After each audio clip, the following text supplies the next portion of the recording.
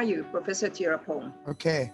The question is, what is the most effective dengue surveillance in a pandemic setting? Is a PCR test required for suspected or dengue patients? So what is the most effective dengue surveillance in a pandemic setting?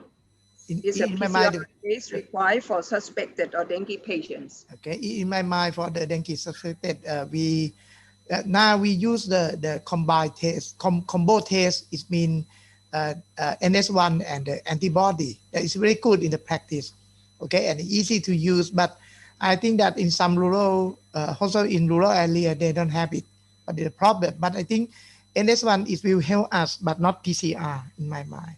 For the dengue surveillance, I think because we will go to the telemedicine more and more now in the future, in the near future, and also the data from the IT is will very popular now. I think we have to put information to the population, put information to the people who have the situation of the lockdown in their home, and also the reported about the case from their home or from hospital to know about the outbreak of the disease. Thank you, Professor Thiraphong. So the next question is for Stefan. Stefan, the question for you is, do we have any explanation that force of infection moved to older age since 2010? Well, based on the study that we have, obviously we don't have the granularity to actually answer that in CAMP-CAMPED. But interestingly, I was having a sidebar chat with a colleague from Vietnam discussing as the meeting progress this very issue of FOI and the fact that the same was the observation in Thisyakorn.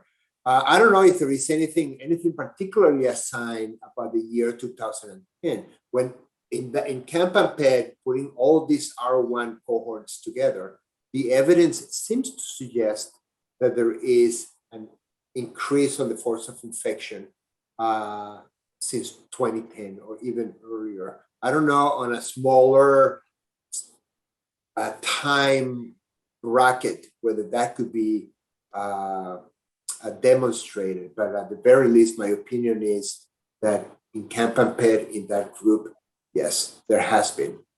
Over. Yes, Stefan, we have seen the same thing at our university, but we don't really know the good explanation, but we have seen the shifting in the age group.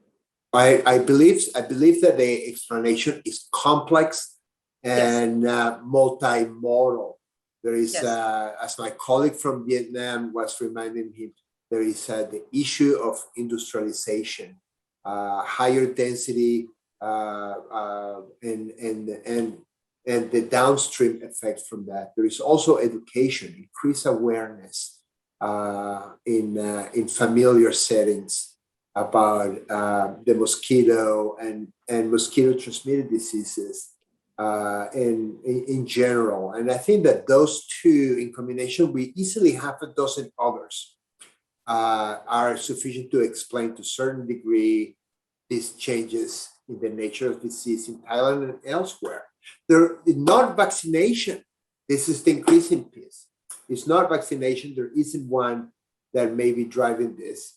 But I think that it's very complex, and it will make for a great conversation, Dr. Usa.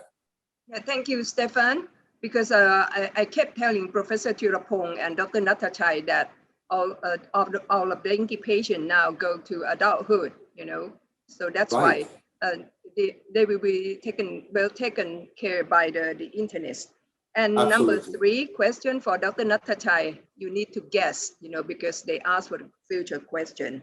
They asked whether COVID-19 vaccination will have something to do with dengue infection. Can you guess, please, Dr. Nattachai, COVID-19 vaccination? Thank you, Professor Usa. I think right now we know that the in terms of the rapid test between dengue and the COVID also have cross reactivity. In terms of the structure, the data from the CID also show the cross antigenic similarity between COVID and dengue. But in terms of the vaccine, we still, I think it's very challenging question. And I'm sure that in the future, we may have more data about in terms of the structural of the vaccine, of the virus from the vaccine, maybe also show some cross-reactivity with the dengue also. Okay, thank you. So the last question for Professor Suthi. Your data show 85% immune to dengue at adulthood. So they said, you don't need vaccine. Is it true? You don't need dengue vaccine? Because you have shown your data that 85% of the adults have all 4 serotype protection. Okay, that's it. This is true. However, the target should be younger age group, protect them from the very early year of life. However, from 21 to 60 years of age, we still have a lot of susceptible subjects.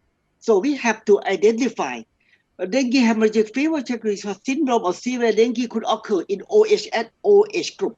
However, for my opinion, I think that mass immunization should not cover all the age group. However, we have to use individual medicine. Identify who should receive vaccine. So vaccine should be mass immunization in the younger age group. For higher age group, should select. Okay, let's see. So I think, thank you very much for your answer.